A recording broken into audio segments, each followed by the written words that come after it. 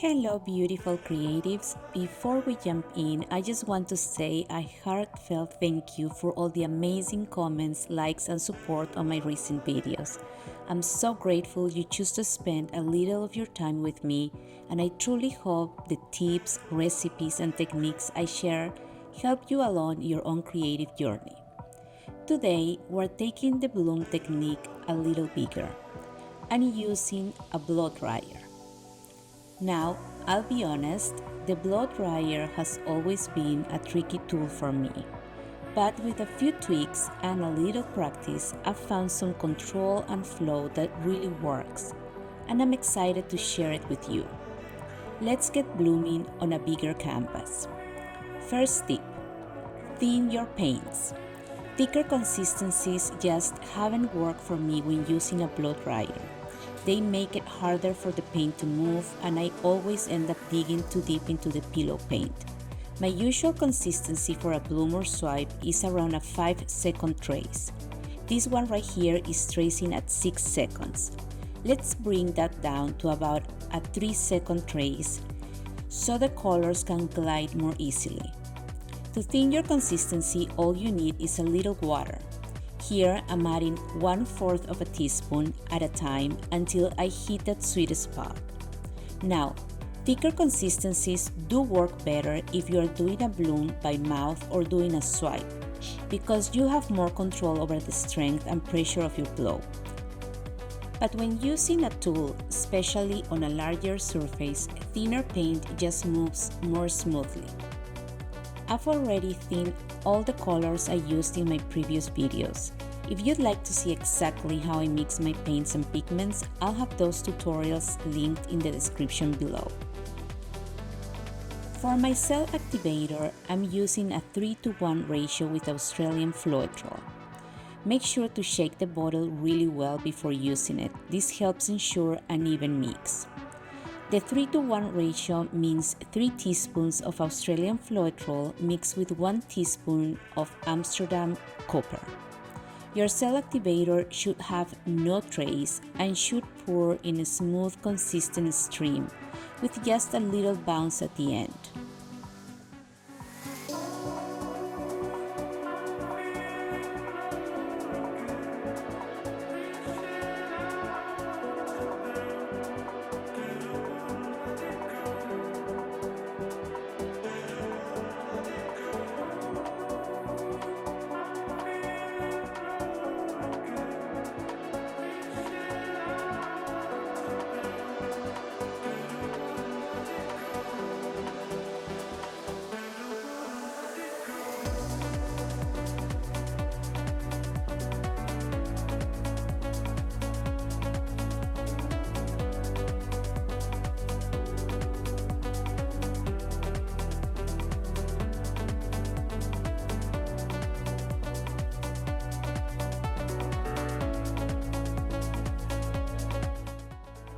I'm going to start by laying down my pillow paint.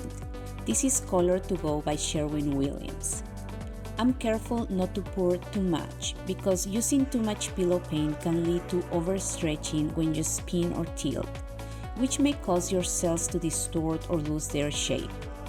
Also, if there is too much paint left sitting on the canvas, your painting might crack while drying. So less is definitely more here.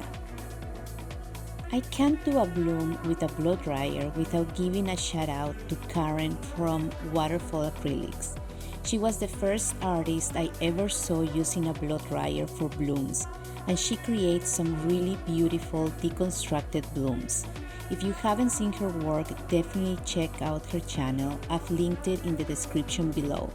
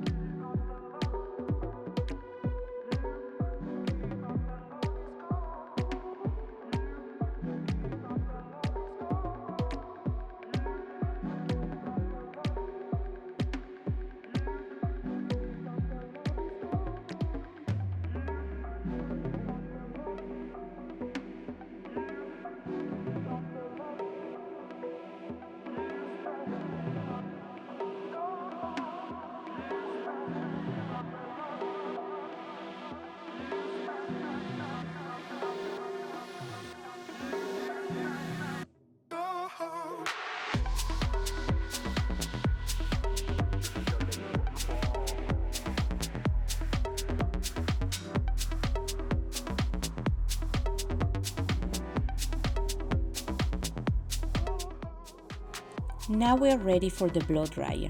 I'm removing the attachment because I want that rounded airflow directly over the cell activator. This helps open it up cleanly and evenly.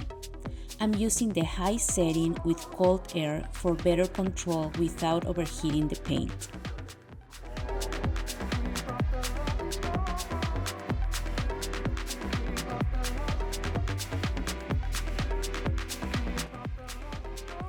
Next, I'll put the attachment back on and flip the blow dryer upside down. This gives me much better control over the airflow.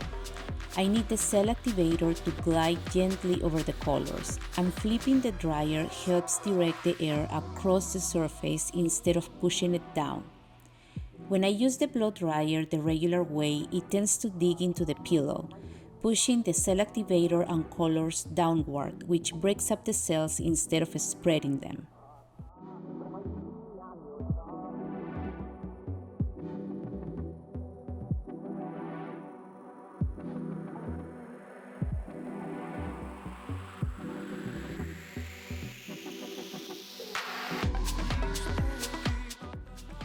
Let the paint rest for about a minute before you start stretching. This gives the cell activator time to develop more cells and definition. Personally, I prefer to spin my blooms and swipes instead of tilting. I found that using a spinner helps keep the composition rounded and well-defined without distorting the cells too much.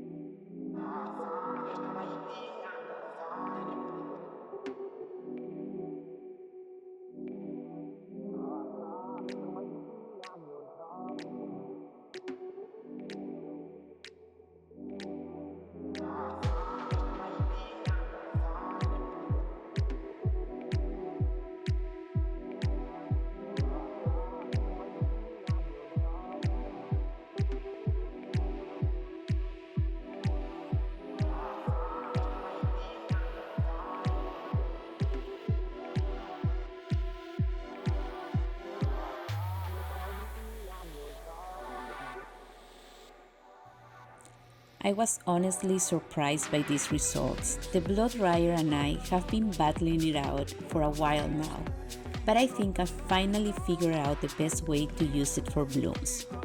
I loved how this one turned out so much that I decided to try it again just to make sure it wasn't a fluke. I'll be quiet now while you watch the second painting come together, and I'll meet you back at the end with my final thoughts.